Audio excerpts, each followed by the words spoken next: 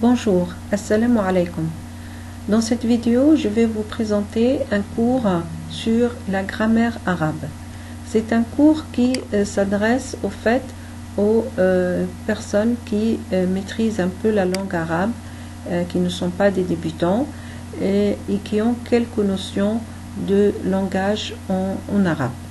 Donc on va traiter dans cette vidéo des notions simples de grammaire arabe pour mieux comprendre l'utilisation de la langue arabe.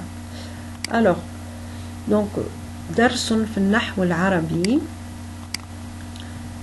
الدرس الأول الاسم الفعل والحرف. Donc la première leçon, elle va porter sur le nom, le verbe et la préposition.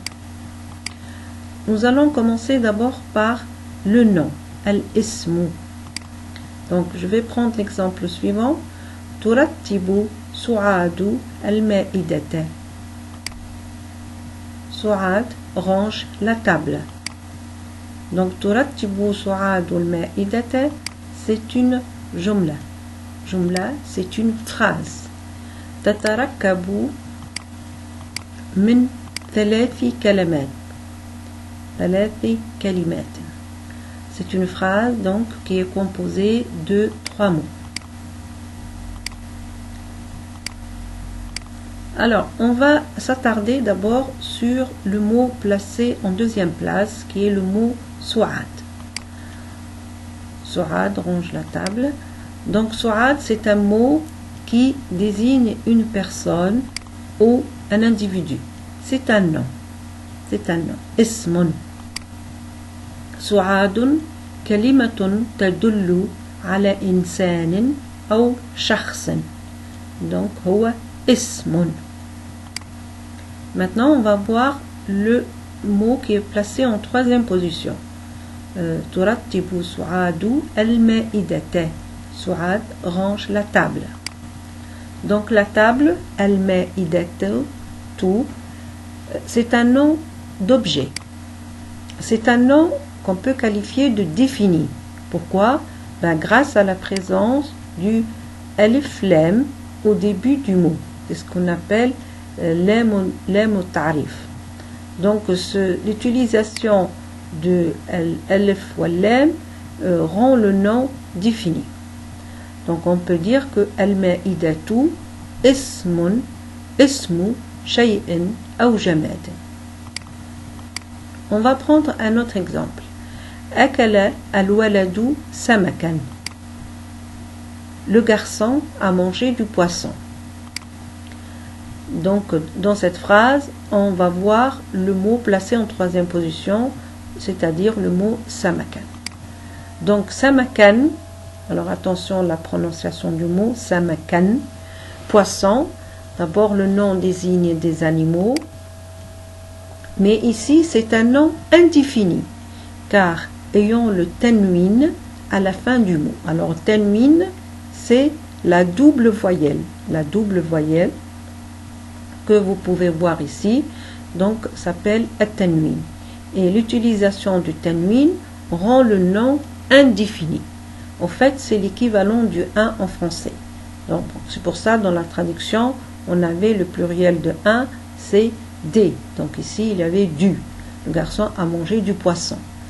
Donc ça indique qu'il s'agit d'un nom indéfini. Et tanwin, donc on peut l'avoir soit avec al-fatha comme ici, donc la double voyelle, ou dhamma qui est différente, ou bien al-kasra. Donc on dit samakin. Donc samakin, samakan ou samakun. Donc ça dépend de l'emplacement ou de la position du mot dans la phrase. Donc ici, il a le rôle de maf'oulun bihi, complément. Donc le complément yakunu maftouh. Voilà, donc on peut résumer ainsi le nom. C'est le nom, il peut désigner au fait plusieurs choses. Al-ismu yadullu ala insanin, une personne. على جماد, un objet, طعام. على حيوان, un animal, سمكة. Et le nom, il peut être marfou'un quand sa terminaison est la dhamma. C'est le cas du sujet. Par exemple, quand il s'agit d'une phrase, d'un mot qui est placé soit en première position ou en deuxième position, donc là, le sujet, enfin le nom, il est marfoua. D'accord? Donc il peut être, par exemple, en deuxième position, dans ce cas-là, c'est al-fa'al, c'est le sujet. Ou bien il peut être en première position. C'est ce qu'on appelle al-mubtada. C'est le sujet. Donc, dans ce cas-là, il est marfoua. Et donc, il porte le dhamma, à sa terminaison. Alors, on va prendre un exemple. Ja'a al-mudarrisu. Donc, al-mudarrisu, là, il porte le dhamma parce qu'ici, il a la position du sujet. Donc, il est marfoua. L'enseignant est arrivé. Le nom peut être aussi mansoubun quand sa terminaison est la fatha. Al-fatha, hein, dans ce cas-là, on dit que le mot il est mansoubun. C'est le cas du complément, le maf'oulun bihi. Exemple, sa'altu al-mudarrisa. J'ai questionné l'enseignant. Donc, sa'altu, donc le tout indique le sujet, c'est la personne qui parle, et elle s'est adressée à l'enseignant, al-mudarrisa, donc maf'oulun bihi, et ici il est maftouhan, mansoubun. Ou bien le nom, il peut être majrour quand sa terminaison est une kasra, al-kasratu. Donc, al-kasra, lorsqu'il est précédé de prépositions. C'est-à-dire qu'on lorsqu'on utilise huruf al-jar, les propositions devant le nom, et bien le nom devient majrour. Exemple, sallamtu ala al-mudarrisi. Donc al-mudarrisi, donc là il devient majrour. Pourquoi? Parce qu'il existe des huruf al-jar, des prépositions devant le nom qui vont le rendre majrour. Alors, j'ai salué l'enseignant. Ainsi, on peut résumer cette situation en disant que c'est la déclinaison finale du nom qui qualifie son genre dans la phrase. Donc, on va passer maintenant au verbe, le verbe al-fa'lu, et on va prendre quelques exemples. Al-muallimu yaqra'u ad-darsa. Le maître lit la leçon. Deuxième exemple, al-muhandisu yusawwiru ar-rasma. L'ingénieur dessine un plan. Troisième exemple, Su'adu turattibu al-ma'idata. Su'ad range la table. Madha yaf'alu al-muallimu yaqra'u. Que fait le maître? Il lit. Madha yaf'alu al-muhandisu yusawwiru. Que fait l'ingénieur? Il dessine. Madha taf'alu Su'adu turattibu. Que fait Su'ad? Elle range.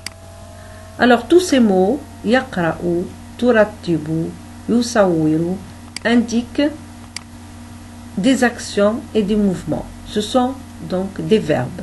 Af'alun. Les verbes en arabe, il faut savoir que ce point est très important, les verbes en arabe ont toujours une racine.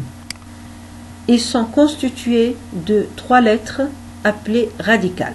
Donc on a toujours le verbe qui est composé de ces 3 lettres, et après on ajoute des préfixes ou des suffixes. C'est ce qu'on appelle en français donc les préfixes et les suffixes. Donc des lettres devant le radical ou après ou à la fin du radical. Alors on va reprendre les verbes qui ont été utilisés dans les exemples. Donc le verbe qara'a, donc le radical c'est qara'a, et quand on le conjugue, on peut ajouter ya au tadhkir, yaqra'u, donc quand on parle de quelqu'un au masculin, donc là on ajoute le ya et ça devient yaqra'u, qui veut dire lire.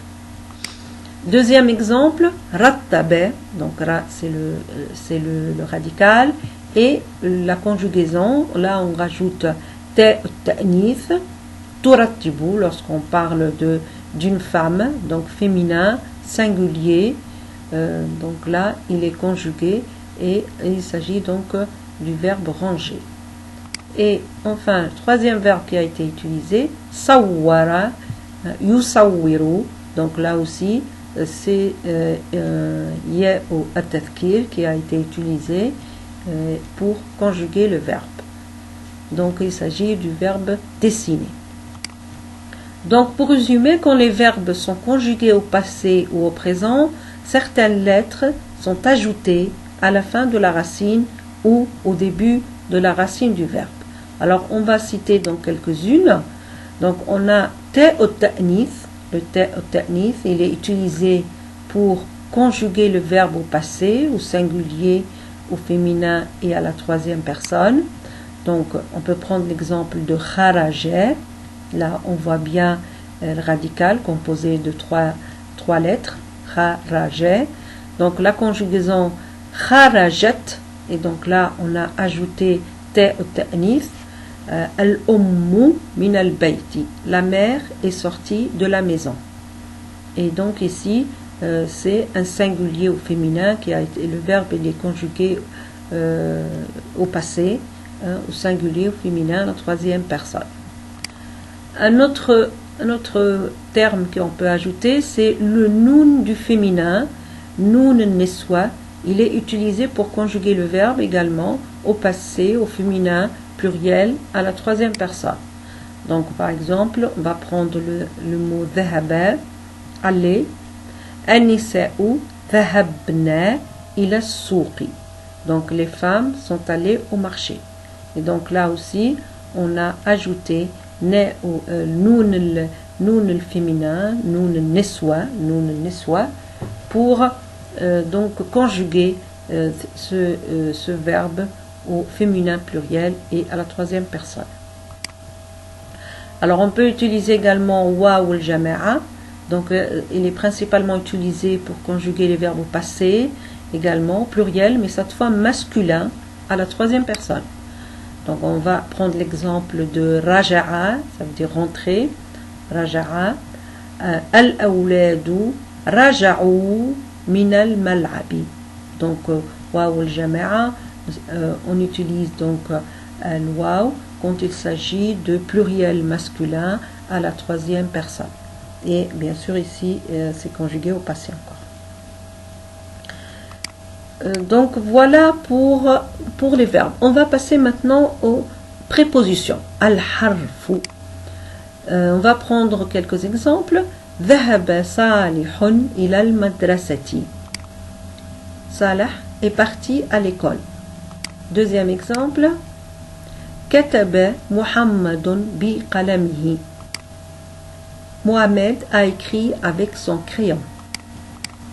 Troisième exemple, al-mudarrisu fi al-fasli.